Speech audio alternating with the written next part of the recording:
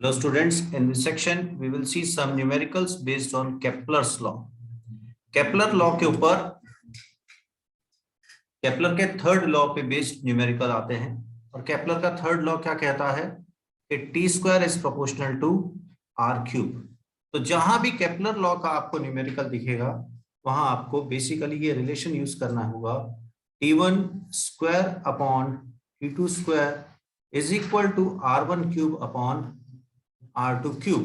आपका आंसर आ जाएगा। सिर्फ इसी फॉर्मूले पे बेस्ड क्वेश्चन है। चलिए पहला क्वेश्चन देखते हैं। A geostationary satellite is orbiting on earth at a height of 5r above the surface of the earth. Find the time period of another satellite at a height of 2r from the surface of earth. तो चलिए मैं पहले अर्थ draw कर लेता हूं। अर्थ, ये माना मैंने कि ये अर्थ है, ये अर्थ से 2r हाइट पर और ये अर्थ से 5r हाइट। इसको जरा अच्छे से ड्रॉ कर लें, इसको रीअरेंज कर लेते हैं अपन।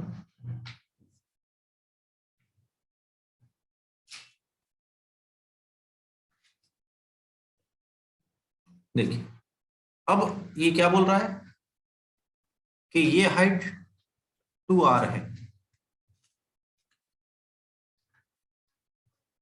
और ये हाइट 5r है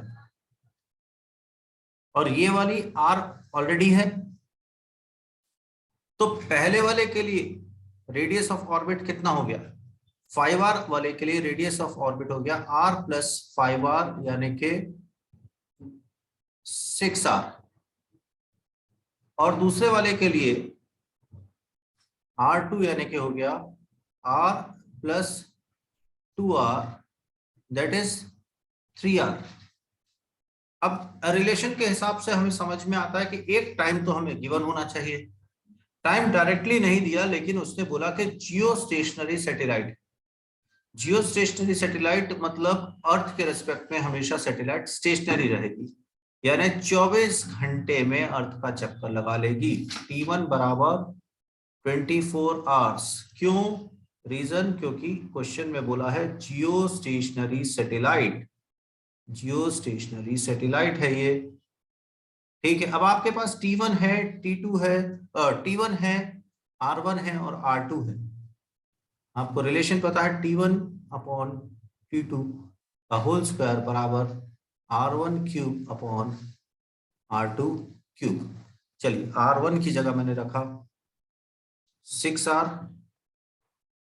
और R2 की जगह पे रखा 3r। इसके ऊपर एक्सपोनेंट है 3, यहां पर 24 का स्क्वायर अपॉन T2 का स्क्वायर, T2 का स्क्वायर। ये देखिए कैंसिल हो जाएगा, ये 2 बचेगा, 2 की पावर 3, और अगर मैं स्क्वायर रूट ले लूं तो 24 upon T2 is equal to 2√2। समझ में आया क्या किया ये मैंने?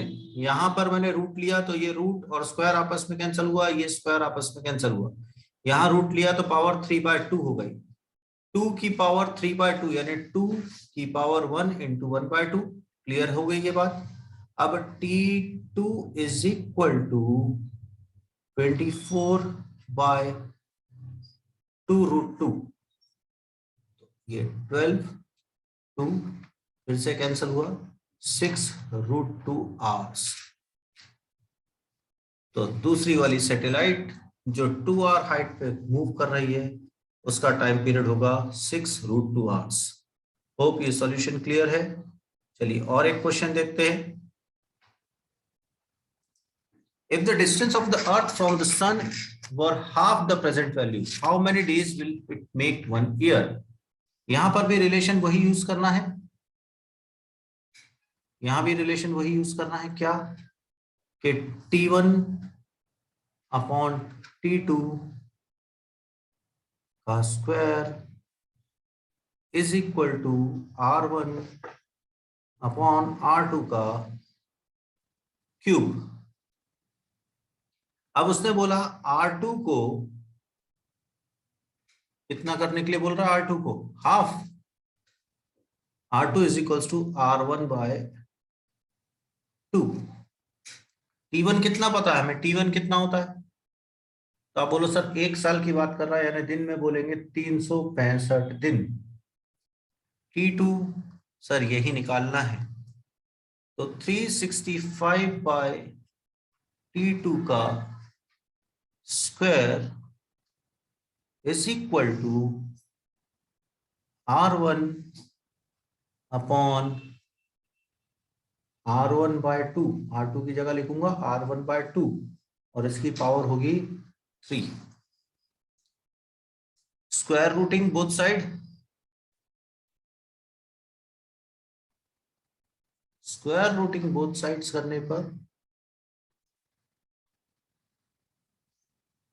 365/T2 इज इक्वल्स टू, ये R1 से R1 कैंसिल हुआ, 2 की पावर 3/2, या T2 is equals to 365/2√2।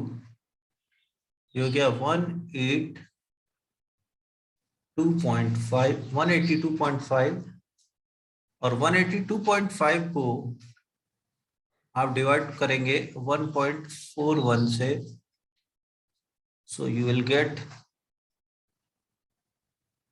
129 days। T2 is equals to 129 days। Simple calculation करके देखिएगा आप। होप ये आंसर क्लियर है आपको। एक और question, the distance of the planet Jupiter from the sun is 5.2 times that of Earth. Find the period of revolution of Jupiter around the sun। फिर से वही बात बोली उसने, क्या बोली कि उसने बोला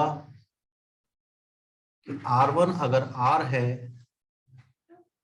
R1 अगर R है तो R2 5.2 R है ना, 5.2 टाइम्स बोला। T1 आपको पता है ईयर्स में, अगर मैं बोलूं तो 1 ईयर है। T2 नहीं पता, निकाल लेंगे। कैसे निकालेंगे?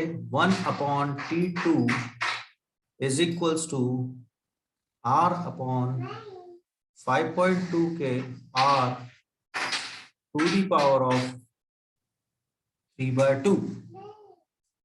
तो R से R cancel, T2 is equals to 5.2 to the power of 3/2, या आप बोले 5.2 इंटू √5.2। 529 होता है 23 का, 5.29 2.3 का, ये 2.3 से थोड़ा सा छोटा है, आप रफली मान लीजिए 2.25। और अगर आपको एग्जैक्ट आंसर चाहिए तो आप कैलकुलेट करके देखेंगे। This answer would come as 11.86 years. Multiply करके देखिएगा, 11.86 ईयर्स। होप इस तरह के न्यूमेरिकल आपको क्लियर है। For more such videos, please stay tuned, keep watching, keep learning. Thank you so much.